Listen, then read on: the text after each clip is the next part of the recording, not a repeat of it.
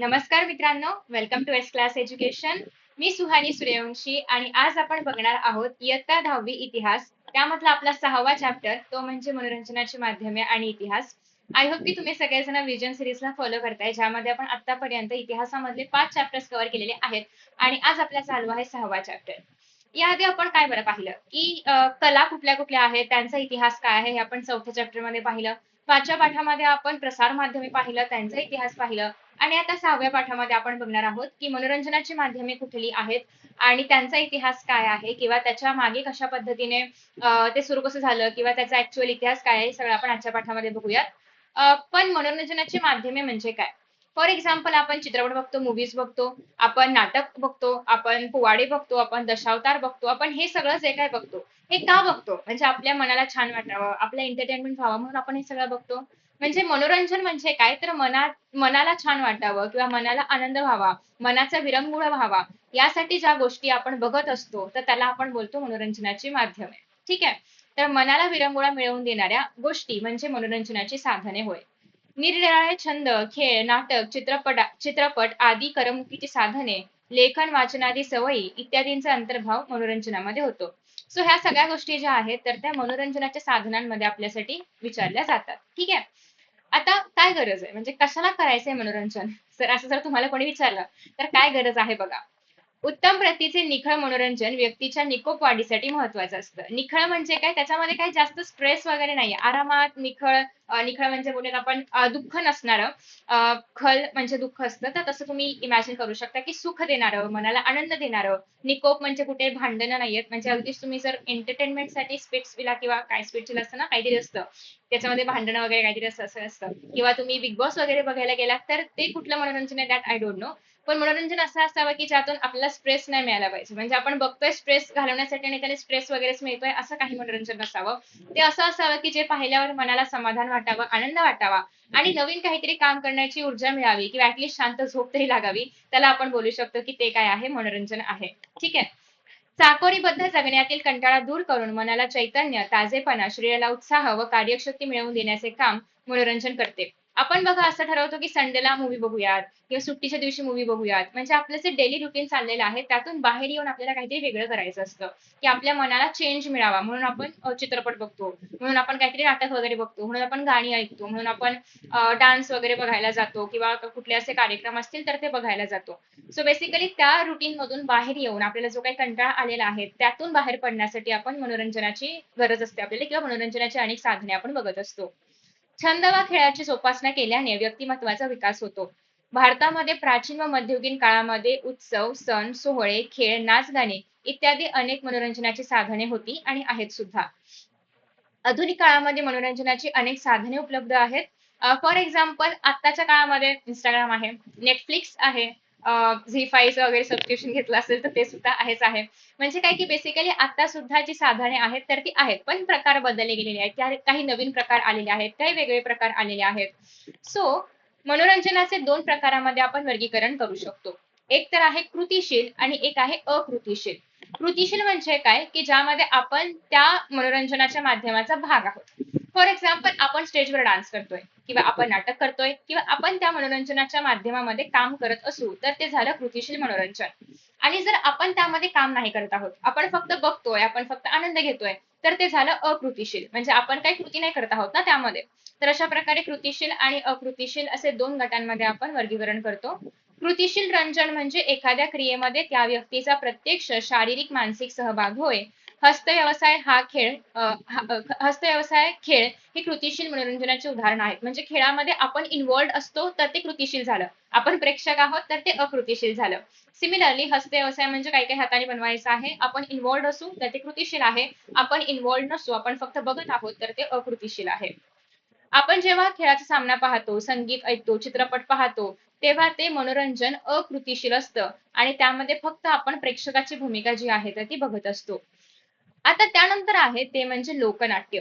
लोकनाट्यामध्ये पहिलं आहे ते म्हणजे कठपुतळ्यांचा प्रयोग. मोहेंजोदडो, हडप्पा, ग्रीस व इजिप्त या ठिकाणी जे उत्खनन झालं तर त्यामध्ये मातीच्या बाहुल्यांचे अवशेष सापडले. मातीच्या बाहुल्या माहिती असतील तुम्हाला, किंवा तुम्हाला हे माहितीये का, असे दोरे वगैरे हाताला बांधून ना ते कठपुतल्यांना असं मॅनेज करतात किंवा त्यांना कंट्रोल करतात, त्यांचे हात पाय वगैरे वर कसे घ्यायचे. तर बघा या ठिकाणी तुम्हाला बघायला पण मिळतंय. तर अशा प्रकारे त्या ज्या बाहुल्या आहेत ना, त्यांचे अवशेष किंवा ते पडलेल्या वगैरे सापडलेले आहेत, खाली पुरलेल्या वगैरे असतील जमिनीमध्ये, तर त्या सापडलेल्या आहेत ग्रीस व इजिप्त या ठिकाणच्या उत्खननामध्ये किंवा मोहेंजोदडो हडप्पामध्ये सुद्धा. तर त्या कठपुतल्याप्रमाणे वापरल्या असण्याची शक्यता आहे. ते डोळे वगैरे सगळं काही सगळ्यात चांगल्या स्थितीमध्ये असेल असं नाही. पण त्यांचा असा एक हे आहे, की या बाहुल्या ज्या आहेत तर त्या कठपुतल्यांसाठी वगैरे वापरल्या जात असतील. यावरून कळतं की कठपुतली हा आत्ताचा खेळ नाही. अच्छा, माझ्या मागे हाईड झालं ते. यावरून कळतं की कठपुतली हा खेळ आत्ताचा या काळामधला नाही, तर तो खूप जास्त प्राचीन खेळ आहे किंवा खूप आधीपासून हा खेळ जो आहे तर तो चालत आलेला आहे किंवा खूप आधीपासून लोक हा खेळ खेळतात. प्राचीन भारतामध्ये या बाहुल्या बनवण्यासाठी लाकूड, लोकर, कातडे, शिंगे व हस्तिदंत यांचा वापर केला जात असायचा. आणि या खेळाच्या राजस्थानी व दाक्षिणात्य अशा दोन पद्धती आहेत. म्हणजे राजस्थानमध्ये काहीतरी वेगळं असेल, कठपुतल्यांचा खेळ म्हणजे वेगळं काहीतरी दाखवत असतील, त्या बाहुल्यांचे कपडे पण वेगळे असतील. दक्षिणात्य म्हणजे साऊथ मध्ये त्यांचा कपडा वेगळे असतील किंवा दाखवण्याची पद्धत वेगळी असेल. तर अशा दोन पद्धती आहेत. उत्तर प्रदेश, महाराष्ट्र, राजस्थान, आसाम, पश्चिम बंगाल, आंध्र प्रदेश, तेलंगणा, कर्नाटक, केरळ या राज्यांमध्ये कठपुतलीचे प्रयोग करणारे कलावंत सुद्धा आहेत. कठपुतळीचा प्रयोग रंगण्यासाठी सूत्रधाराचे कौशल्य अत्यंत महत्वाचे असते. सूत्रधार म्हणजे काय, जो त्या बाहुल्यांना कंट्रोल करतोय, कारण ऑफकोर्स त्या बाहुल्या स्वतःहून नाही जात हालत आहेत ना, तर तो सूत्रधार त्यांना कंट्रोल करायचं काम करतोय. सो मग तू जितका त्याने जितकी चांगली प्रॅक्टिस केली असेल, जेवढा तो त्याने एफर्ट्स घेतले असतील, त्या पद्धतीने त्या बाहुल्या ज्या आहेत तर त्या इकडून तिकडे जायचं काम करणार आहे. म्हणजे या ठिकाणी त्याची भूमिका खूप जास्त महत्वाची आहे किंवा त्याचे एफर्ट्स खूप जास्त महत्वाचे आहे, कारण अल्टिमेटली तो त्या बाहुल्यांना कंट्रोल करायचं काम करतोय. सो त्याचं कौशल्य या ठिकाणी पणाला लागतं किंवा त्याच्या कौशल्याप्रमाणे ह्या ज्या बाहुल्या आहेत तर त्या काम करत असतात. सो मग तो झाला सूत्रधार, त्याच्या हातामध्ये सगळी सूत्र आहेत बाहुल्यांची.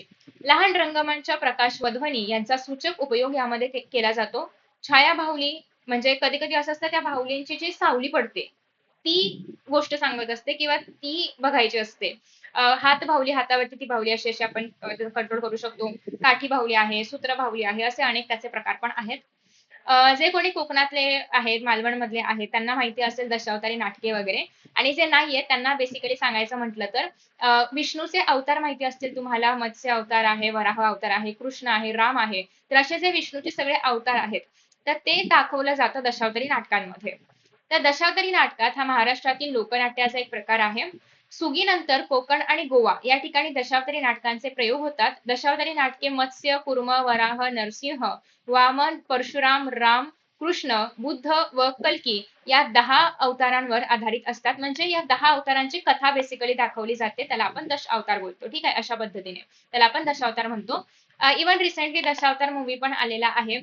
तर त्याच्यामध्ये पण तुम्हाला मोस्टली सगळे अवतार जे आहेत ते बघायला मिळतील. तो पण नक्की चेकआउट करा जर तुम्ही पाहिला नसेल तर. त्याची स्टोरी थोडीफार वेगळी आहे, पण त्यामध्ये तुम्हाला दशावतार एक्झॅक्टली काय आहे ते तरी नक्कीच कळेल. त्यानंतर सर्वप्रथम सूत्रधार विघ्नहर्ता गणपतीला आवाहन करतो आणि मग त्या नाटकाला सुरुवात केली जाते. म्हणजे असं असं ना की कुठलंही काम करण्याआधी नाटक वगैरे काही पण असू दे, आपण प्रत्येक वेळी गणपतीची आधी आराधना करतो आणि मग ते काम सुरू करतो. तर त्याचप्रमाणे आहे. दशावतारी नाटकातील पात्रांचा अभिनय, रंगभूषा, वेशभूषा परंपरागत असते. म्हणजे सुरुवातीपासून ते लोक अशाच पद्धतीने नाटक जे आहे ते करत असतात किंवा वेशभूषा वगैरे पण सेम असते. नाटकातील बहुतेक भाग जो आहे तर तो पद्यमय म्हणजे कविताच्या फॉर्मॅटमध्ये असतो. नाटकातील काही संवादे, काही पात्रे जी म्हणजे काही संवादे पात्र उत्स्फूर्तपणे बोलतात. म्हणजे काय, स्वयंस्फूर्तीने म्हणजे नवीन काहीतरी बोलतात किंवा असं ते लिहिलेलं नसतं पण ते बोलतात असं काहीतरी. देवांसाठी लाकडी मुखवटे वापरतात. म्हणजे ते मुखवटे लावले पाहिजेत ना विष्णूचे सगळे अवतार दाखवायचं म्हटलं तर. नाटकाचा शेवट दहीहंडी फोडून दहीला वाटणे व आरती करणे या कृतीने होतो. 18व्या शतकामध्ये श्यामजी नाईक काळे यांनी दशावताराचा खेळ दाखवणारा एक फड म्हणजे ग्रुप स्थापन केला आणि तो ग्रुप घेऊन ते महाराष्ट्रभर फिरत असायचे दशावतारी नाटक दाखवण्यासाठी. विष्णुदास भावे यांनी दशावतारी नाट्य तंत्राचे संस्करण करून आपली पौराणिक नाटके सादर केली. यामुळे मराठी नाटकाची पूर्व पीठिका जी आहे तर ती दशावतारी नाटकापर्यंत पोहोचली. म्हणजे याच्यामुळे दशावतारी नाटकं जे आहेत तर ते आपल्या महाराष्ट्रामध्ये चालतात.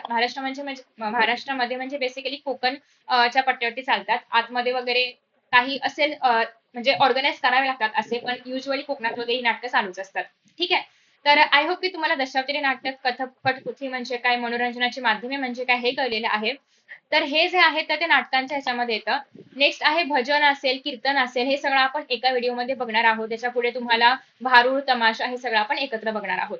तर आय गेस की एवढा पार्ट तुम्हाला समजलेला आहे. जर काही डाऊट असेल तर तुम्ही खाली कमेंट बॉक्समध्ये विचारू शकता. बाकी thank you so much for watching आणि तुम्हाला ही सिरीज कशी वाटते ते सांगा. मध्ये थोडीशी मी बंद केली होती, पण आता अनेक कमेंट्स येतात की कंटिन्यू केलं पाहिजे, सो आपण आता कंटिन्यू करतोय. लेटेस्ट सी की कसा रिस्पॉन्स मिळतोय. आवडलं असेल तर लाईक करा, शेअर करा आणि आय होप सो की आपला जो सेमेस्टर पर्यंत सिलेबस आहे तर तो 5व्या चॅप्टर पर्यंत येतो. सो मी तेवढा तर शिकवला होता. काहींना पुढचे व्हिडिओज पण पाहायचे आहेत, तर ते पण मी आता अपलोड करत आहे. So thank you so much and see in the next session. Bye.